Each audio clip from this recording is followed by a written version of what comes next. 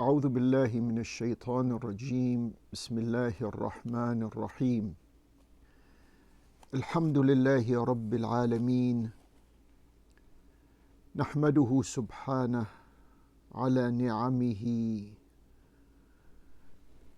وعلى هديه وأشهد أن لا إله إلا الله الذي أحاط بكل شيء علما الذي بيده ملكوت السماوات والأرض الذي يحيي ويميت وهو على كل شيء قدير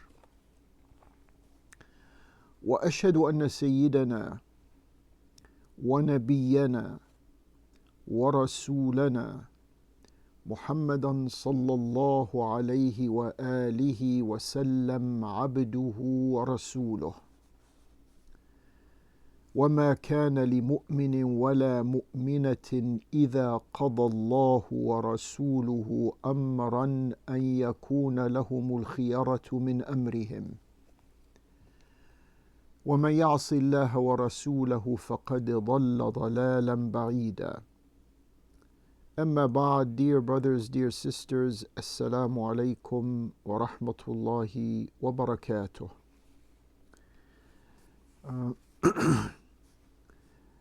I'm going to try to condense much information in this presentation, but before I do that, I just want to remind you that here in the United States,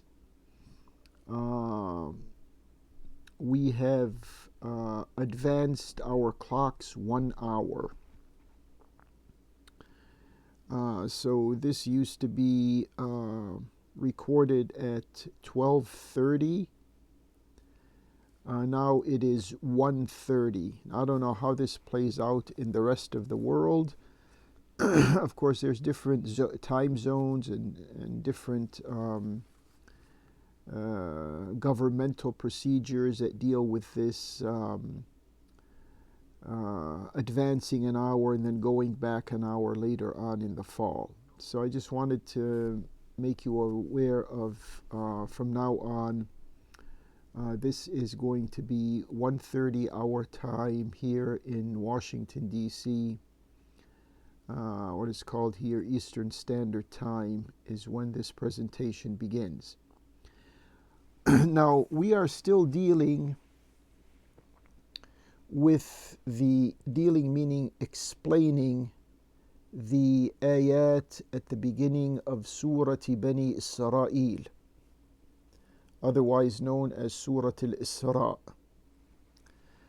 And we reached the ayah, فَإِذَا جَاءَ وَعْدُ الْآخِرَةِ ليسوءوا وجوهكم وليدخلوا المسجد كما دخلوه أول مرة وليتبروا ما علوا تتبيرا.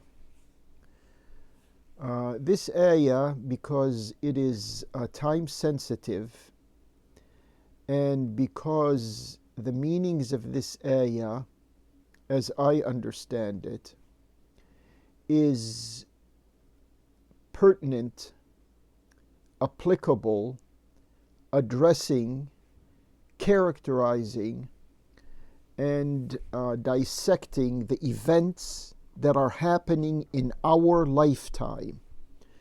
So don't be surprised if I am spending more time than usual on explaining one ayah.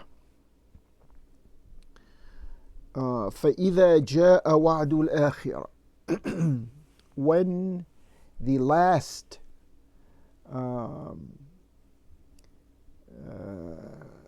word of honor of Allah comes to fruition,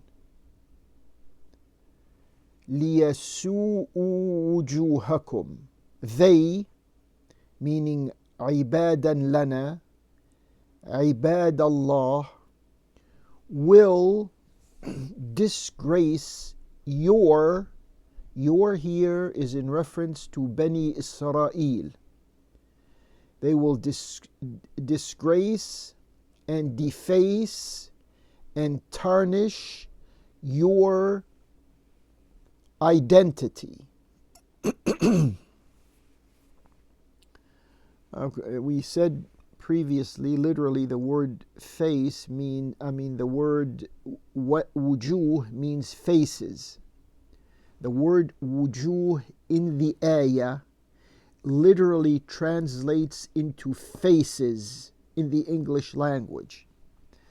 But no one should understand this word in the literal sense, because none of those who are specifically and exclusively and wholeheartedly committed to Allah, that's the meaning of ibadan lana, are going to disfigure in the literal sense anyone's face. There's not going to be any cosmetic surgery for the children of Israel. There's not going to be any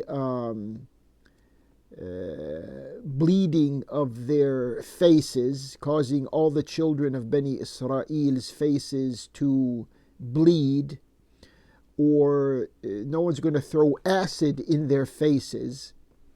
So the literal meaning of this does not stand.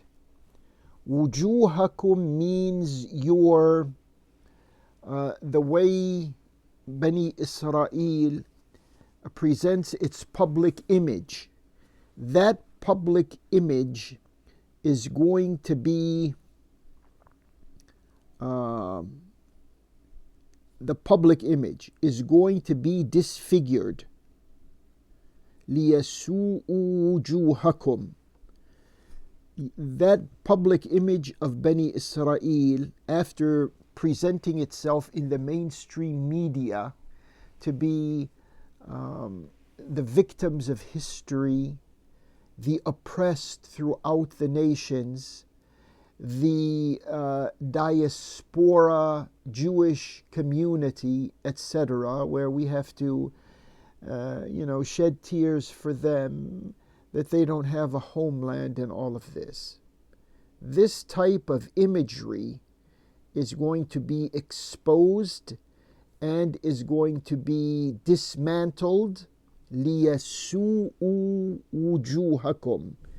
And it's going to be brought down and presented in its reality.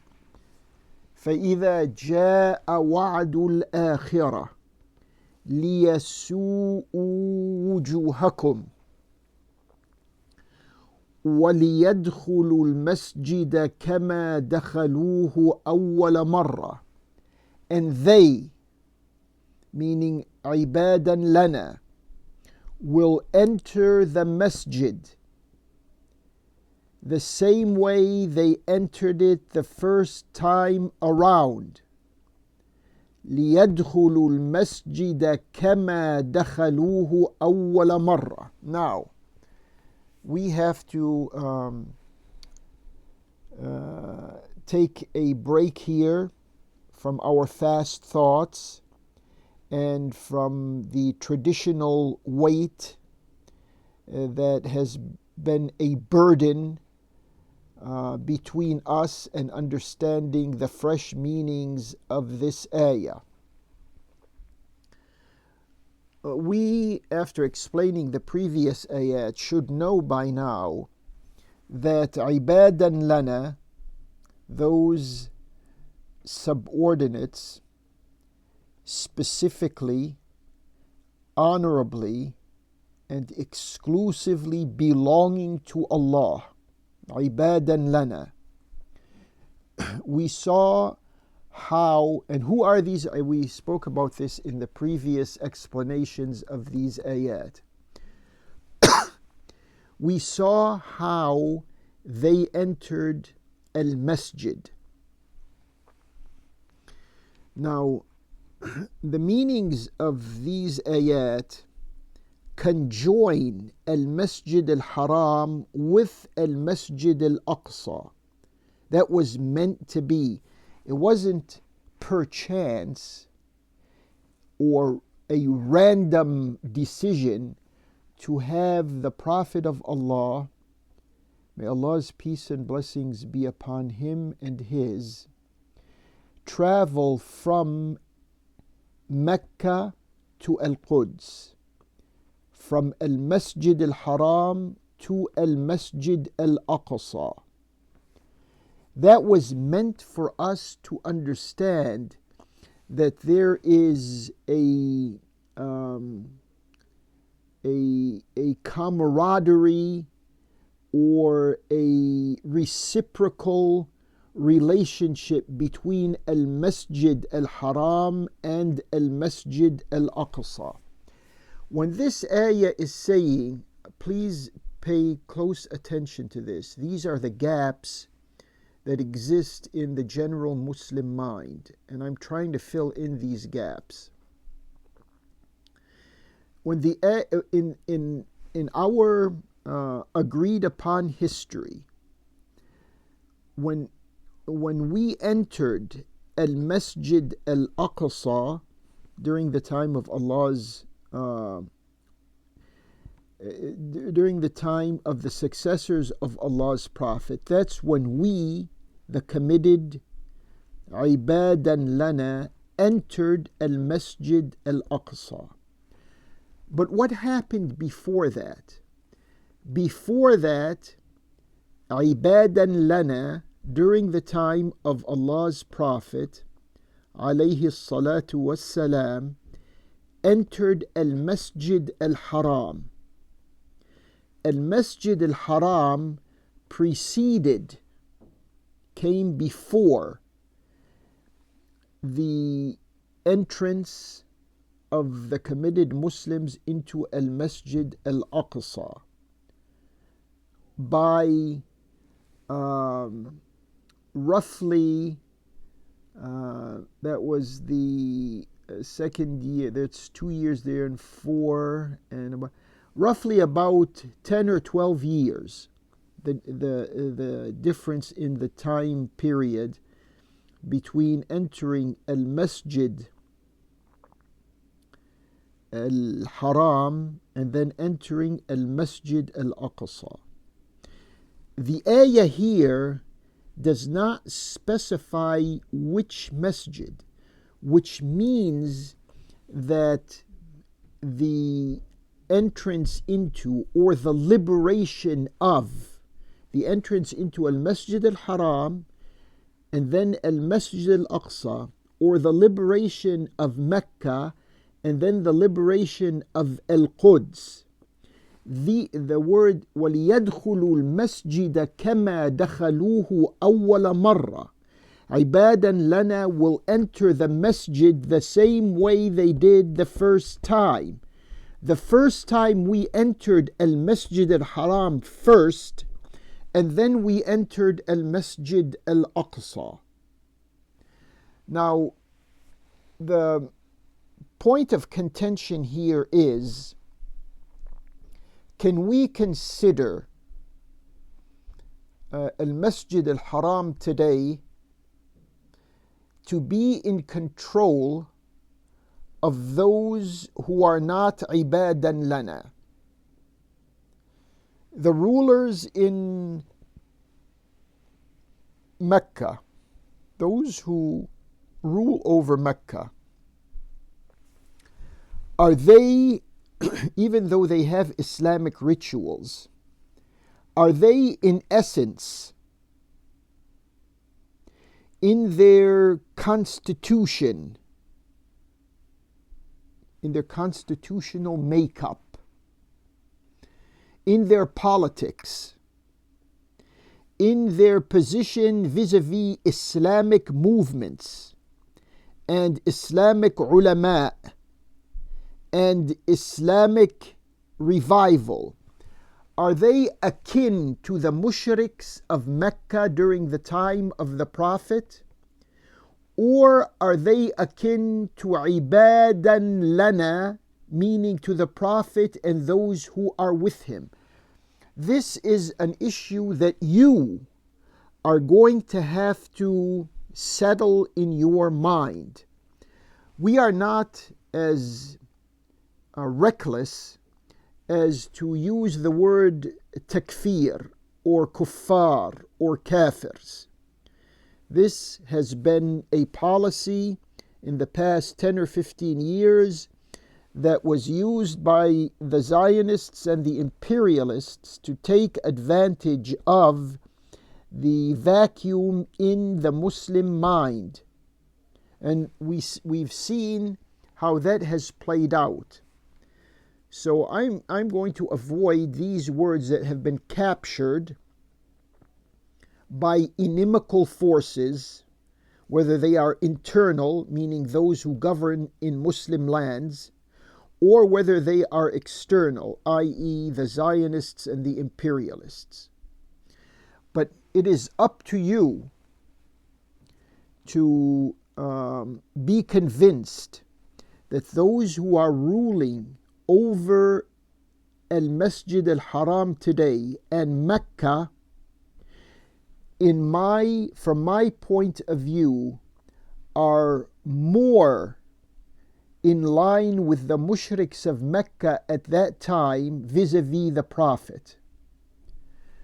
So when Allah says in this ayah, وَلِيَدْخُلُوا الْمَسْجِدَ كَمَا دَخَلُوهُ أَوَّلَ مَرَّةٍ, and عِبَادًا لَنَا will enter al-masjid the same way they entered it the first time around. Meaning, in the future, whether it is the immediate, we don't know when this is going to happen, it could be next year, could be the next generation, could be the next century, but it's coming. The entrance into al-Masjid al-Aqsa is going to be an echo to the way it was when the Masjid al-Aqsa was entered by the liberational forces of the Muslims the first time around 1400 years ago. And the way we entered that was by first entering al-Masjid al-Haram, that was the Fatih of Mecca, what is called the conquest of Mecca. And then after that, during the time of Al-Khalifa Umar ibn al-Khattab, Ibadan Lana, Umar ibn al-Khattab included in Ibadan Lana, entered al-Masjid al-Aqsa. So Allah is telling us this thing, this liberation force is going to happen a second time around, the same way it happened the first time around. Now this is going to, of course, if you're following me, and hopefully you're understanding without any vacuum between me and you, mental vacuum, if you understand what I am saying and what I mean to say, some of you are probably going to run into the difficulties that in today's world are presenting themselves. There's a lot of things happening right now that belong in the context of this ayah. You can see that there is a type of political development that is going on right now. There is a type of, at least this is what the mainstream media is telling us, there's always things happening in the background. But if we go by the information that is surfacing to the general public, to you and to me, if we go by that information, we see that there is an attempt to focus the Muslim attention on the liberation of al-Masjid al-Aqsa. And that's fine. But if we are to understand these ayat accurately and understand how Allah subhanahu wa ta'ala is providing us with the necessary details that are not provided in the mainstream media, then we should realize that al-Masjid al-Aqsa, in all likelihood, if my understanding is correct, the Masjid al-Aqsa is not going to be liberated without the liberation of al-Masjid al-Haram. And this takes us into current affairs. Current affairs, what we have today, and these things change very quickly in the measurement of not our personal lifetime, our 70 or 100 years in life, but in the lifetime of nations or in the lifetime of populations. So in the relative short time of the lifetime of populations, what we are seeing is sort of an attempt to marginalize or omit from our Muslim public mind the necessity of liberating al-Masjid al-Haram. All of us say we follow the sunnah of Rasulullah alayhi salatu wassalam. Okay, and many of us, because we've been schooled or even indoctrinated to reduce the sunnah to the bathrooms and the bedrooms, but we cannot identify the sunnah when it has to do with armies and with nations and with self-determination and with strategy. In that area, the sunnah is absent. And it's about time that we get a wake-up call and begin to understand the Prophet's aggregate decisions, not in the bedroom and in the bathroom, but in regions and in continents. So the sunnah of the Prophet in that range of willpower and self-determination, his sunnah was to liberate al-Masjid al-Haram. This whole surah came in the context, if you just refresh your mind on the explanation of these ayat from the beginning of Surah Bani Israel. We mentioned to you that the Prophet was under so much pressure from the mushriks that caused him to go to Ta'if. And from Ta'if, he did not get what he was hoping to get, i.e., a base of support. And the reason for that was that there was an alliance of sorts between the Yahud of Medina and the mushriks of Mecca. The Prophet was still in Mecca. He did not go to Medina yet. But there was a combined effort of both of them to smother the effort of the Prophet, to confine him, to reduce him, and then to obliterate everything that he wants to do. In these suffocating circumstances, in which it seems like there was no longer any hope, Allah subhanahu wa ta'ala had the Prophet go from al-Masjid al-Haram to al-Masjid al-Aqsa to Sidrat al-Muntaha. The other ayat that continue with the details of this event are in Surah al-Najm. Hopefully we'll get there in time. But for the time being, we have to understand these dynamics to understand these ayat. So the question is here, when Allah subhanahu wa ta'ala is explaining to the Prophet that it's true that the mushriks are the spearhead, they are the first row of enemies against the Prophet and those who are with him in Mecca. But behind this spearhead, the arm and the force that is moving this spearhead are Bani Israel, with their influence, with their status, with their wealth in the Arabian Peninsula at that time. This same scenario is playing out today in the real world. The immediate pressure that is on the Islamic movement and Islamic self-determination and Islamic revival in the world, the front line of all of that are these regimes that govern in the Muslim world. These were like the front line of the mushriks in Hijaz and Arabia at the time of the Prophet. These ayat came to expand our horizons and tell us, even though the mushriks are confronting you head on, obviously, but those who are behind the mushriks are Bani Israel.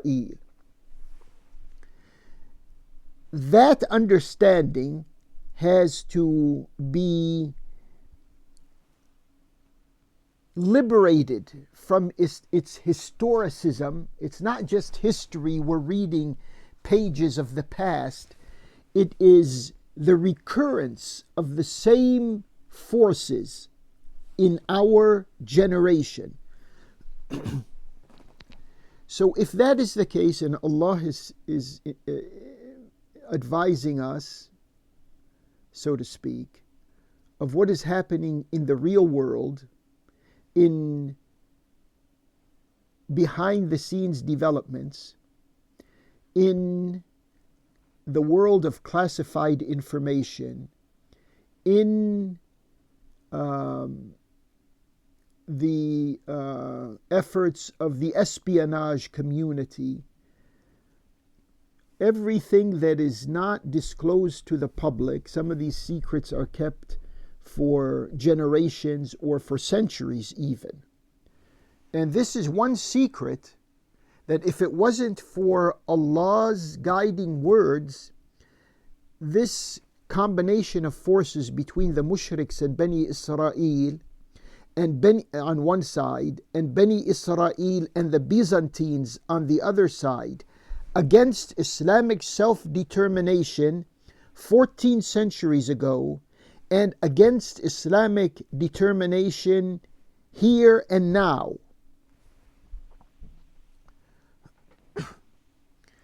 So we understand now, you and I, if we're reading these ayat and we are clear on their meaning, we should have it as a given that Bani Israel are the engine of this whole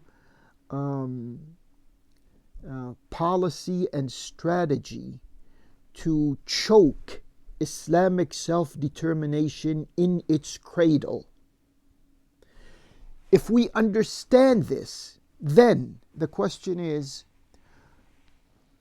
wouldn't it have been the proper thing to do during the time of the Prophet, instead of concentrating on the liberation of Mecca and the designation of Al-Masjid Al-Haram as it should be, i.e., with the Muslims in control instead of the mushriks of Mecca,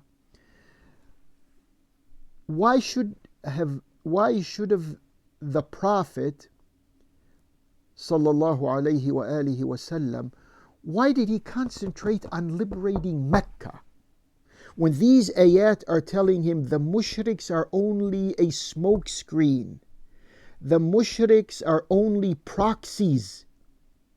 You should go to the center of the problem and liberate Al-Quds from the combined forces of Bani Israel at that time and Bani al-Asfar at that time, or from the equivalents of Zionists at that time and the equivalent of imperialists at that time.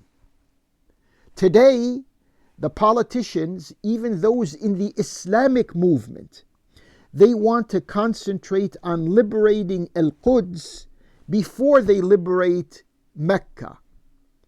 They want to concentrate on regaining their rights in Al-Masjid Al-Aqsa before regaining their rights in Al-Masjid Al-Haram. Something is wrong here. I'm sorry, my time frame right now has run out. I just was beginning actually to get to current affairs, and as you can notice, we are going to continue to expand on the meanings of this ayah in the context of this lesson. May Allah increase our knowledge. وَقُلْ رَبِّي زِدْنِي عِلْمًا وصلى الله على محمد وآل محمد والسلام عليكم ورحمة الله وبركاته.